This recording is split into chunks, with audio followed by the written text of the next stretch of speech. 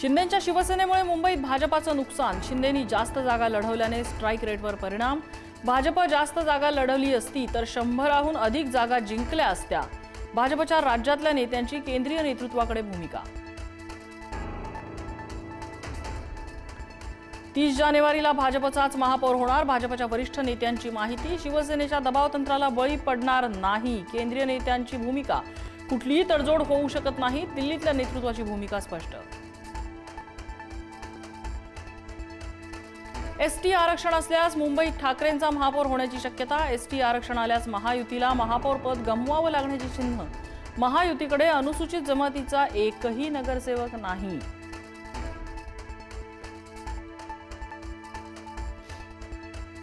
महापालिकेच्या रणनीतीसाठी शिवसेनेकडून राहुल शेवाळे दिल्लीत। महापौर पदासह महत्त्वाच्या समित्यांवर वाटाघाटी होण्याची शक्यता। तर महापौर पदासाठी शिंदेंच्या नेत्यांना दिल्लीत चक्रा माराव्या लागतायत, राऊतांचा टोला। ताज लँड्स एंड हॉटेलमधील नगरसेवकांच्या मुक्कामावरनं आगपाखड। आपल्याला निवडून दिलेल्या जनतेचे आभार मानायचे सोडून नगरसेवक ताजमध्ये। शिंदेंच्या शिवसेनेच्या नगरसेवकांवर अमित ठाकरेंचा हल्लाबोल।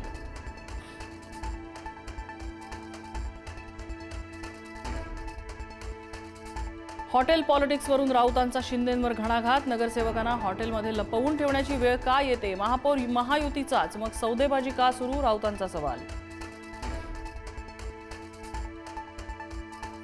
शिंदेंकडून पक्ष आणि चिन्ह काढून घेतल्यास शिंदे सेना भाजपात विलीन होणार। वकील असीम सरोदे यांचं वक्तव्य। शिंदे सेनेत अनेक जण ठाकरेंकडे स्वगृही परततील, सरोदेंचा दावा।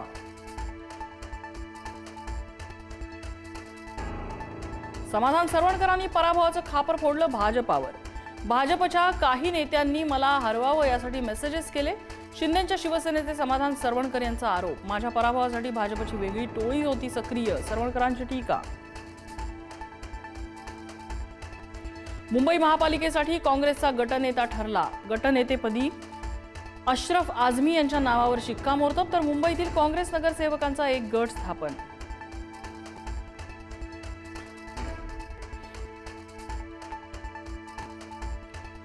कल्याण डोंबिवलीत ठाकरेंचे नगरसेवक शिंदेंच्या संपर्कात। गटनेतेपदाच्या बैठकीसाठी मधुर म्हात्रे आणि कीर्ती ढोणे अनुपस्थित।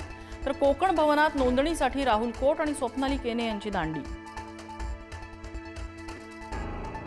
जिल्हा परिषदेत शिंदेंच्या शिवसेनेसोबत युती केल्याने संभाजीनगरमधील भाजप कार्यकर्ते नाराज।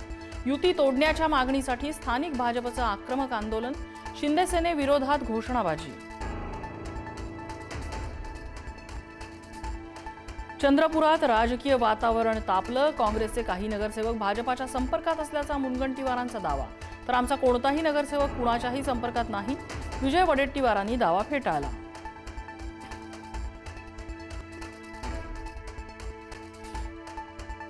गिरे तो भी टांग ऊपर, 2 नव्हे 50 पावलं खाली घसरले। प्रणिती शिंदेंच्या पत्रावर जयकुमार गोरेंची टीका। तर जयकुमार गोरे हे संधी साधू भाजपमधून आमिष मिळाल्याने काँग्रेस सोडून गेले, प्रणिती शिंदेंचा पलटवार।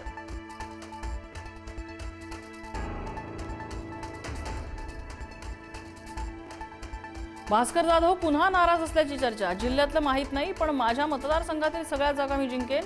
जिल्ह्यातल्या निवडणुकांकडे भास्कर जाधवांचा कानाडोळा।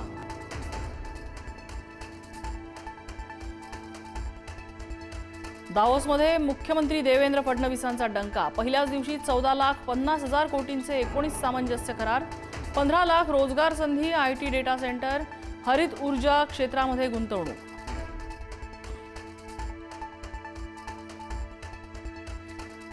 ठाकरे बंधू पुन्हा एकत्र येणार। स्वर्गीय बाळासाहेब ठाकरेंच्या जन्मशताब्दी कार्यक्रमात राज ठाकरे राहणार उपस्थित। गुरुवारी षण्मुखानंद हॉलमध्ये कार्यक्रमाचं आयोजन।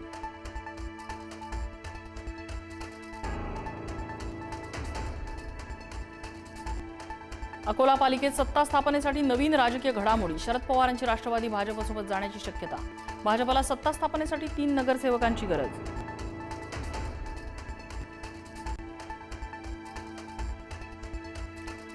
आव्हाडांना मुंबऱ्यात पाय ठेवू देणार नाही। आव्हाडांना चॅलेंज देणारे युनिस शेख यांचा पुढारी न्यूजवर प्रतिक्रिया। मुलीला तिकीट नाकारल्यानंतर शेख यांचा आव्हाडांविरोधात आक्रमक पवित्रा।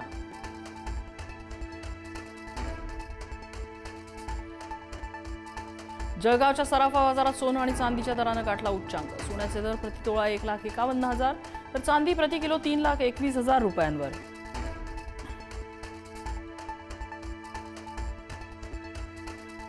हार्बर मार्गावर 26 जानेवारीपासून एक एसी लोकल धावणार. हार्बर मार्गावर पुन्हा एसी लोकल चालवण्याचा निर्णय.